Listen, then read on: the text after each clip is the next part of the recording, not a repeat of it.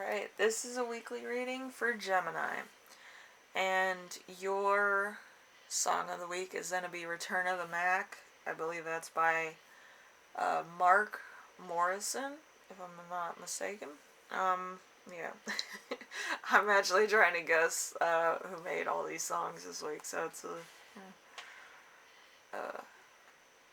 sometimes my brain works and sometimes it doesn't. But anyway, hopefully I'm right. And let's see, your first card is going to be who you are right now, which is going to be the Six of Cups. The Six of Cups is your roots, where you grew up, childhood, reminiscing about your past, sweet memories, good times past, filtered memories, which prove a sense of security, warm, secure feeling based on experience, underlying issues that have been either covered up or based in fantasy. And let's see, a untrusting figure looms. So problems, probably with feeling comfortable or with your own affections. So there might be,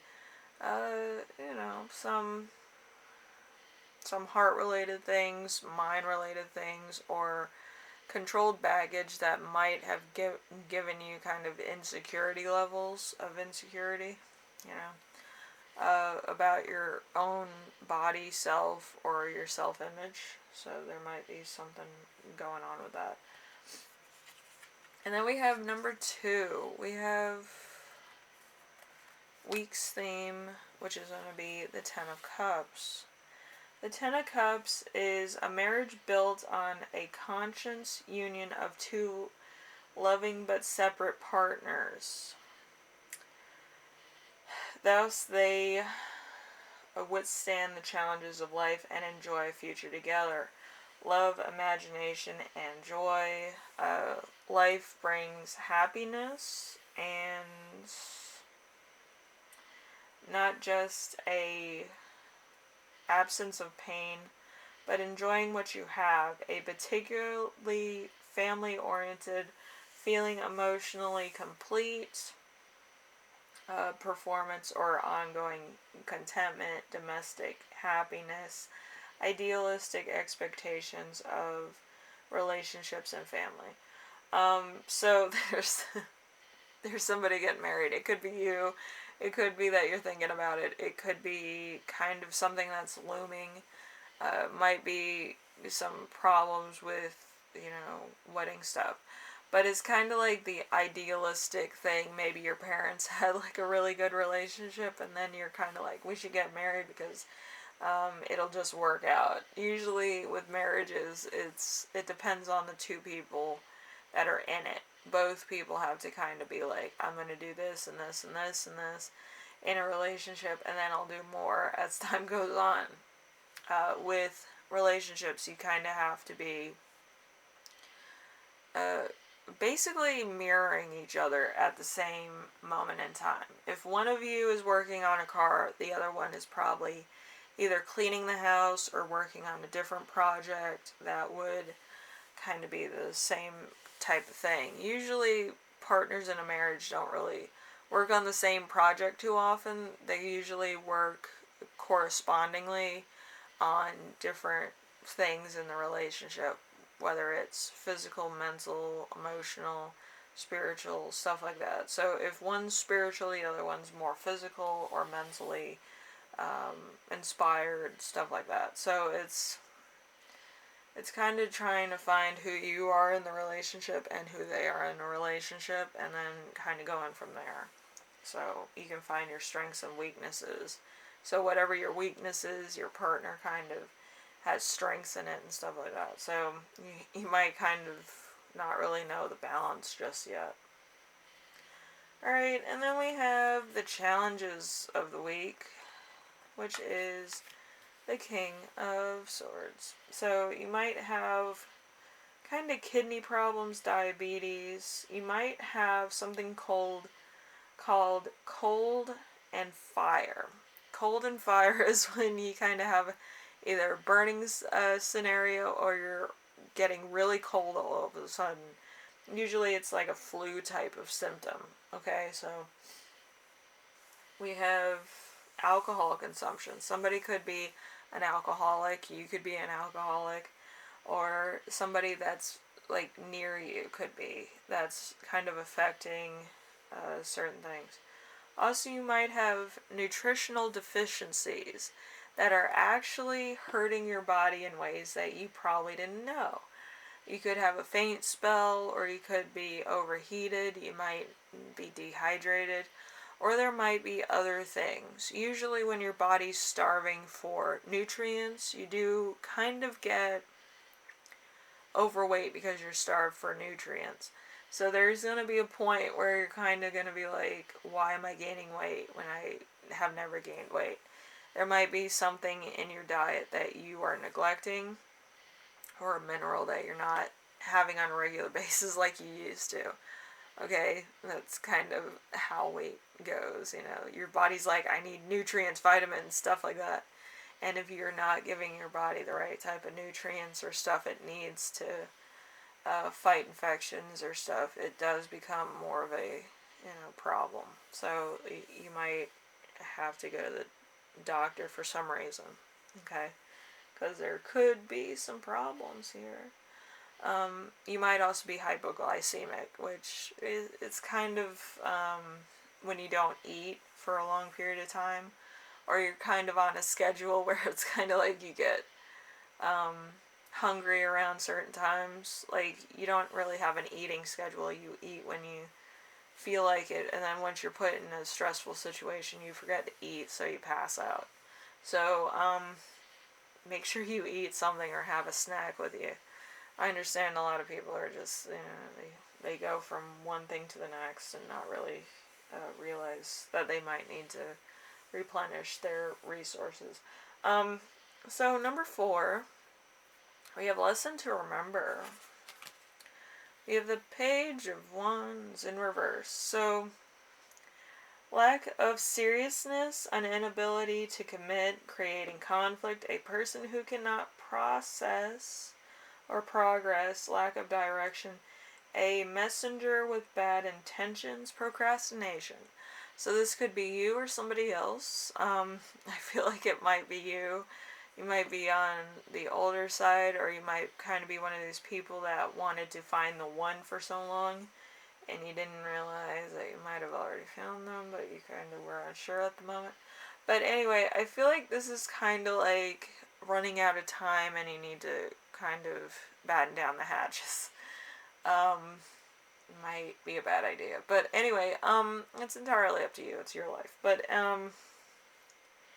it's to the point where it's going to become a situation, later on. But, I feel like you might have been married before, or there might have been an issue, when you were trying to get married to somebody, where they either left or left you at the altar, or just weren't as committed as you thought, and everything fell apart. So there's that. Anyway, we're going to see number 5, which is lesson you will learn.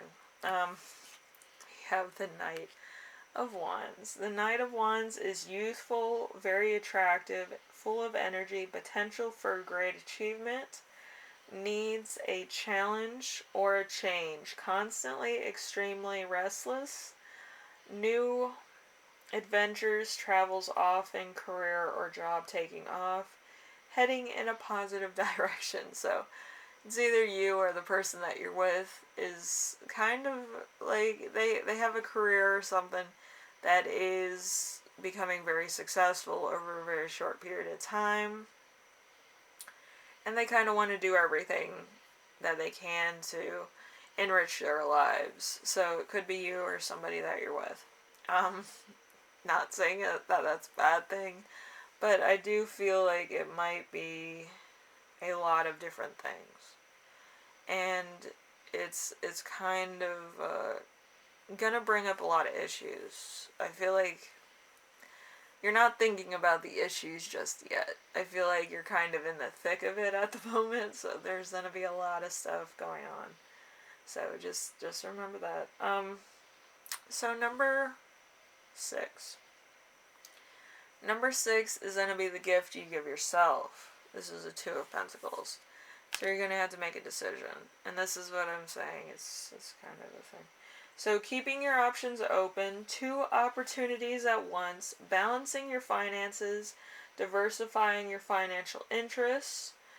Let's see, remaining flexible, infidelity, sign, slow, enormous potential, calling for special attention, sign of potential growth, especially in financial opportunities.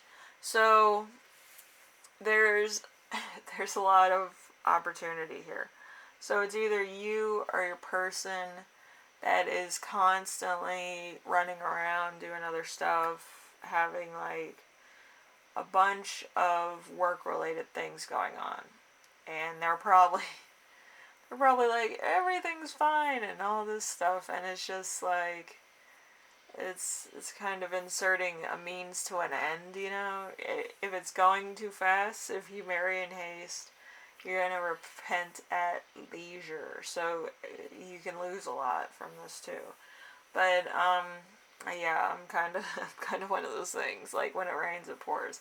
My mom was, like, you know, very worried about us as kids, so she was constantly calling us and being like, where are you, what are you doing? So the Chicken Little thing, it kind of goes through my entire life and my situations.